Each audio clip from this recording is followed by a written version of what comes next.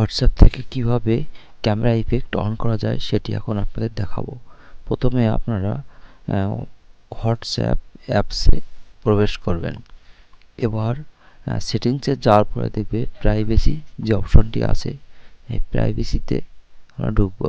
এবার স্ক্রল করে আমরা নিচে নামার পরে দেখতে পাবো অ্যালো ক্যামেরা ইফেক্ট।